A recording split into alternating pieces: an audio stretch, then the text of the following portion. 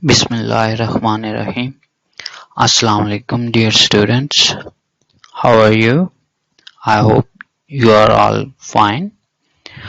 Our course title is Language, Culture and Identity for the program of MA and BS English Semester 4.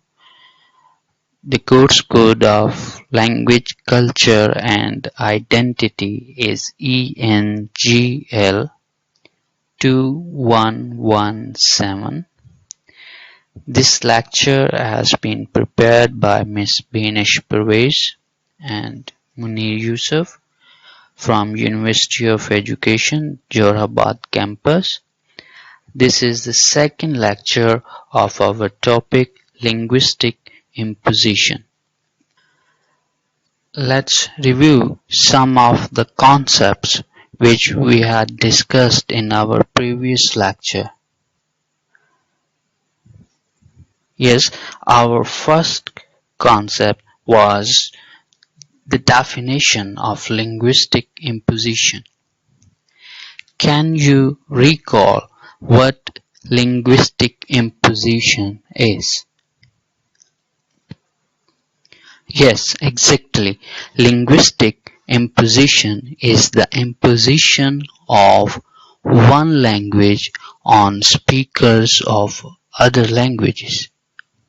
And can you recall it when that term was originated and who reintroduced it? Yes, exactly. The term linguistic imperialism was originated in 1930s as a part of critique of basic English and was reintroduced by linguist Robert Philipson in his monograph Linguistic Imperialism. The second concept which we had discussed in our previous lecture was linguicism. Yes, linguicism is discrimination based on language or dialect. It is a linguistically argued racism. It is also known as linguistic discrimination. Can you recall when that term was coined? Yes, that term was coined in 1980s by a linguist named Tove Sektenab Kangas. The next concept which was associated with linguistic imposition was the concept of imperialism. It is to conquer and control another country. Cultural imperialism is also connected with the concept of imperialism, that is, to superimpose one culture over another. The next concept which we had discussed in our previous lecture was the concept of internationalization, that how the countries had and now trying to internationalize their language. And lastly, we had discussed linguistic imposition in sociolinguistics. In our today's lecture, we'll discuss linguistic imposition's history and the theory presented by Robert Philipson. The term imperialism derives from the Latin word imperium. It means to command or empire. The supreme executive power in the Roman state at that time, involving both military and judicial authority. It was exercised first by the kings of Rome under the Republic in round about 509 BC to 27 BC. It was held by the chief magistrates. especially consuls, dictators, curators, military tribunes with consular powers and masters of cavalry, and private citizens entrusted with a special command. In the later republic, second members of certain commissions also possessed the imperium. Restrictions on its use were instituted from the inception of the republic. The principle of collegiality provided that each of the magistrates of the same level who held it should hold it to the same degree. Down to the 2nd century, a series of laws was passed requiring trials for Roman citizens in capital cases, and also the right of appeal to the people. The same rights were conventionally extended to Roman citizens in military or other official services outside Rome. Magistrates were required to exercise imperium within the limits of their office. Imperium was officially conferred by the Comitia Curata, that was a kind of popular assembly for 1 year or until the official completed his commission. Only in the last years of republic was the imperium granted for specific terms beyond 1 year. A panoramic history of language empire reveals great variety in role of languages. We can say with a wide view surrounding the observer or including all aspects of a subject. In the period of global European dominance, a combination of military, commercial, and Christian missionaries activities facilitated transplantation of Western culture and educational norms and languages. In the period of global European dominance, especially of Great Britain and Portuguese and French, a combination of military, commercial, and Christian missionaries activities facilitated the transplantation of Western cultures and educational norms and languages. There is a clear example of transplantation of Western culture and educational norms in the colonies of British Empire. Things Fall Apart by Chinua Achebe, a novel, depicts Christian missionaries' activities and commercial activities are especially discussed in the novel Heart of Darkness. Using terms like imperialism is contentious. Contentious, we can say that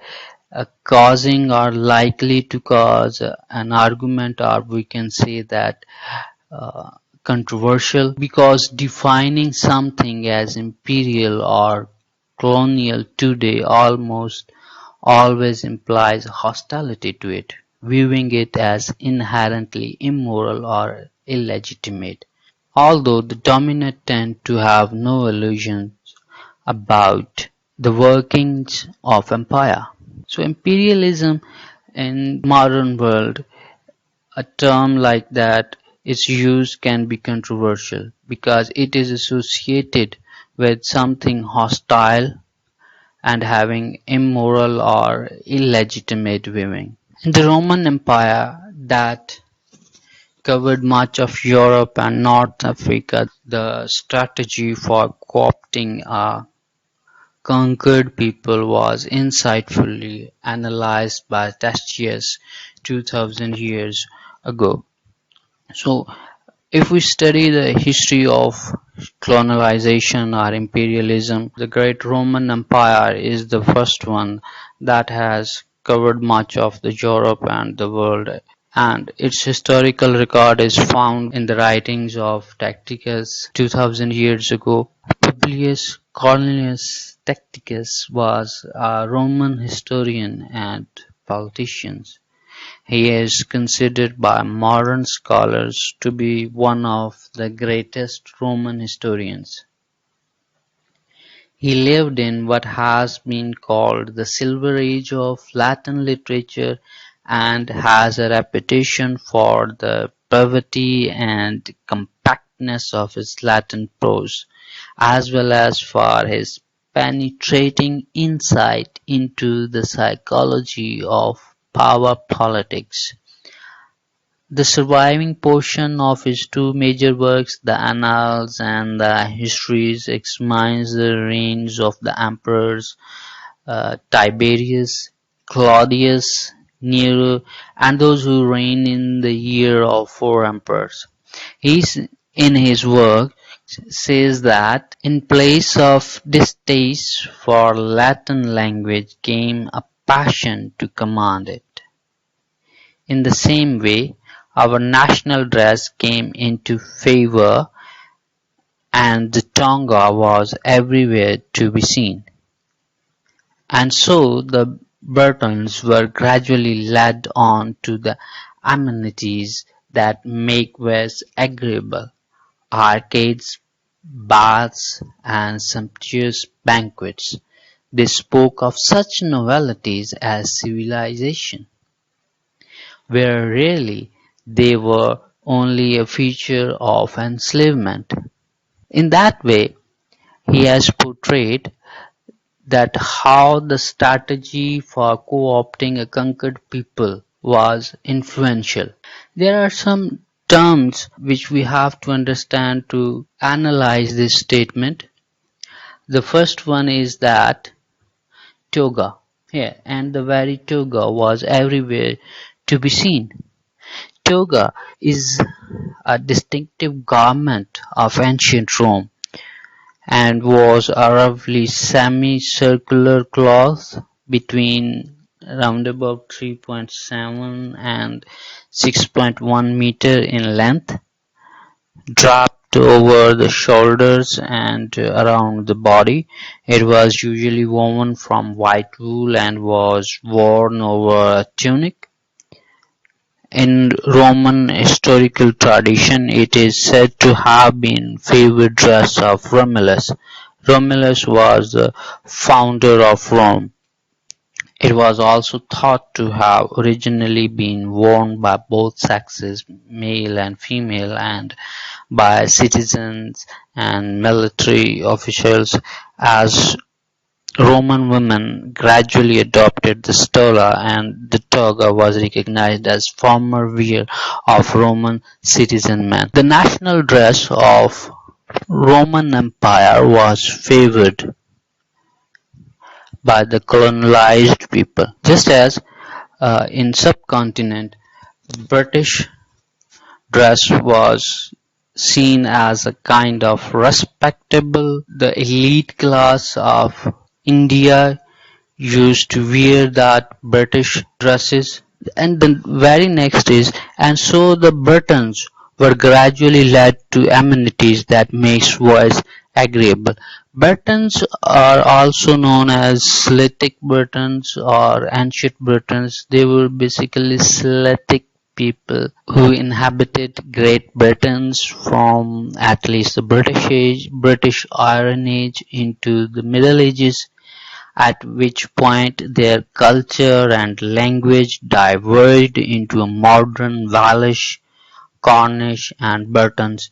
They spoke the common Brittonic language, the ancestor of modern Brittonic language. After the Roman conquest of Britain in the 1st century, Romeo-British culture emerged and Latin and British Latin coexisted with Brittonic. They also used gradually they led on amenities. Amenities are a desirable or useful feature or facility for building a place. Arcades and sumptuous banquets, they spoke of such novelties as civilization when they really were only a feature of enslavement. What Tactius wants to say that colonized people who were conquered by the Roman Empire, who were being subjugated by them, who were being oppressed by them, they quite willingly follow the cultural dresses of Roman Empire.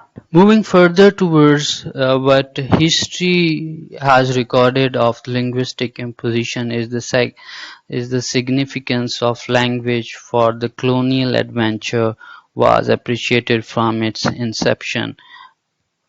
In 1492, Queen Isabella of Spain was presented with the plan of establishing Castilian. Castilian is a historical region in Spain as a tool for conquest abroad and a weapon to suppress untortured speech at home. For its author Antonio de Nebrija, language has always been the consort of empire and forever shall remain its mate. So the first plan was presented to Queen Isabella of Spain to use language. So what Antonio says that language has always been the consort of empire. Consort of the empire means that a consort is a wife, a husband, or companion, in particular the spouse of reigning monarch, and forever shall remain its mate. So language was to be. So in 1492, it was made clear to the queen that language shall be a companion of empire and forever shall remain its mate. So they are part and parcel of the empire. Both are especially a language will be used as tool for conquest and as a weapon to surpass. The language was to be fashioned as a standard in domestic education system, just as a means of social control and harness to colonial mission elsewhere. So language was considered a basic tool to control the people through education system and to socially control them and to achieve the colonial objective. Talking of the use of language for imperial objective, it was made clear it has been noticed in 1492 when Queen Isabella of Spain was presented with the plan that a language must be used as a tool and as a weapon to surpass and conquer the lands, and that language was to be used in the education system as a means of social control and to get the colonial objective. Moving further in the history of linguistic imposition, when French became a lingua franca for secular purpose in Europe, there was widespread belief in the intrinsic superiority of the language. The Academy of Berlin held a competition in 1782 on the theme of why French was a universal language. So from Roman Empire, Roman language, it moves to Spanish language, then came the French language with linguistic imposition. So when that competition was held in 1782, the winning essay argued that language which do not follow the syntax of French are illogical and inadequate. So after that French period came the period of Great Britain, who conquered most of the world, including some parts of Africa, Australia, and Asia, and they imposed English language in the educational system, and it was a kind of standard of learning.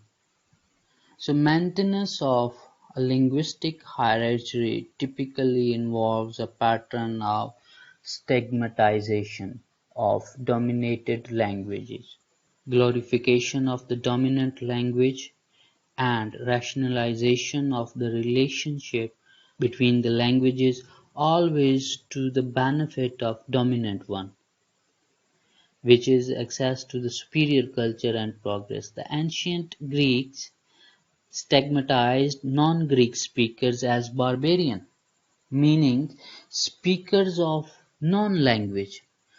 Similarly, the term Walish was used by the speakers of English to refer to the people who called themselves Sumrai. Walish in Old English means foreigners or strangers, a, a stigmatizing categorization from the perspective of the dominant group and in their language. A dominant language is projected as the language of God. For example, Sanskrit in Hinduism, Arabic in Islamic world, and Dutch in South Africa, the language of reason, logic, and human rights is for French both before and after the French Revolution, the language of superior ethno-national groups, that is, German in Nazi ideology, the language of progress, modernity, and national unity, English in much post-colonial discourses, Hindi in India. So other languages are explicitly or implicitly deprived of such functions and qualities. Colonial governments implemented linguistic policies that discriminated in favor of European languages. Linguistic hierarchy figured prominently alongside racism in legitimization of colonial venture, and continues in arguments that celebrate the current dominance of English in a wide range of countries. An analysis of link between linguistics and furtherance of French colonial cause documents how French consumed other languages by process of linguistic cannibalism. Linguistic genocide, as defined in work of United Nations Genocides Convention, is in fact still practiced widely in the modern world when groups are forcibly assimilated to the dominant culture and its language. Such policies can also be seen as a crime against humanity. We have seen through historical perspective that how linguistic imposition was made by Roman Empire, then it was made by Spain, then it came to French, and then it came to English. So linguistic imposition, the imposition of one language on speakers of other languages, that how first Roman language, that is Latin, then how Spanish language, then how French, and how English language was imposed on the speakers of other languages. The study of linguistic imperialism focuses on how and why certain languages dominate internationally and attempts to account for such dominance in a theoretically informed way. Many issues can be clarified: the role of language policy in empires, especially British, French, Japanese, how language forms Europe were established on other continents, generally at the expense of local languages, whether the language that colonialism took to Africa and Asia form a useful bond with international community and are necessary for national unity internally, or a bridgehead for Western interests, permitting the continuation of marginalization and exploitation. In globalizing world, has English shifted from serving Anglo-American interests into more equitable instrument of communication for diverse users? Or do US corporate and military dominance worldwide and new liberal economy constitutes a new form of empire? that consolidates a single imperial language? Can the active suppression of languages such as Kurdish in Turkey or of Tibetan be seen as linguistic imperialism? With the increasing importance of China globally, will the vigorous promotion of Chinese internationally convert into a novel form of linguistic imperialism? The evidence for or against linguistic imperialism can be investigated empirically in given context. Linguistic imperialism entails the following. That is what Philipson has discussed some of the key points of linguistic imperialism. The first one is linguistic imperialism interlocks with the structure of imperialism in culture, education, the media, communication, the economy, politics, and military activities, which Robert Philipson emphasized that linguistic imperialism interlocks with the structure of imperialism. A structure of imperialism, that theory of structure of imperialism takes as its point of departure two of the most glaring facts about this world: the tremendous inequality within and between nations in almost all aspects of human living conditions, including the power to decide over those living conditions, and the second is the resistance of this inequality to change. The second is, in a sense, it is about exploitation, that linguistic imperialism, in sense, it is about exploitation, injustice, inequality, and hierarchy that privileges those able to use dominant languages. It is a kind of injustice, inequality that give privileges to those who are able to use dominant languages. The third one, that linguistic imposition, it is structural. How it is structural? More material resources and infrastructures are accorded to the dominant languages than to the others. The next point, which Robert Philipson says, that it is ideological. How it is ideological? Beliefs, attitude, and imaginary glorification that dominant language stigmatize others and rationalize the linguistic hierarchy. The next is the dominance is hegemonic. Hegemonic is basically an adjective of the noun hegemony. Hegemonic is being dominant in political or social context. The next point, that linguistic imposition entails unequal rights for the speaker of different languages. The next point, which Robert Philipson describes in linguistic imperialism, is that language use is often subtractive.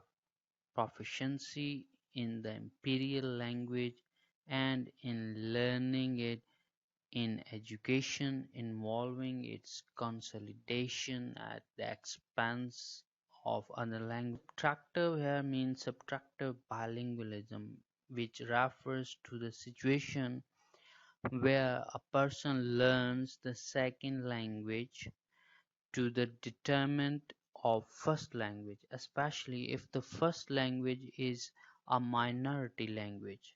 Next point, which he describes, is it is a form of linguicism, a favoring of one language over others in ways that parallels societal structuring through racism, sexism, and class. Linguicism serves to privilege users of the standard forms of the dominant language, which represents convertible linguistic capital. According to Robert Philipson, linguistic imperialism is also a form of linguicism, that is, a discrimination based on language.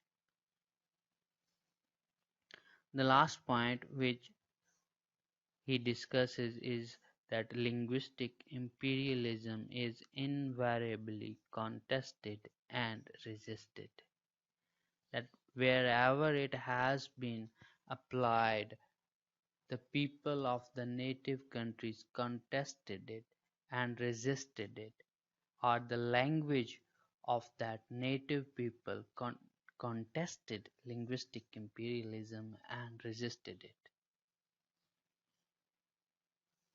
So that was all about our second lecture of linguistic imperialism. In that lecture, we had discussed the history of linguistic imperialism, and later we had discussed the 9 points of linguistic imperialism which were described by Robert Philipson.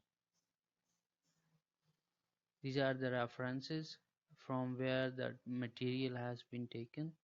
Thank you so much for your time and attention. Allah Hafiz.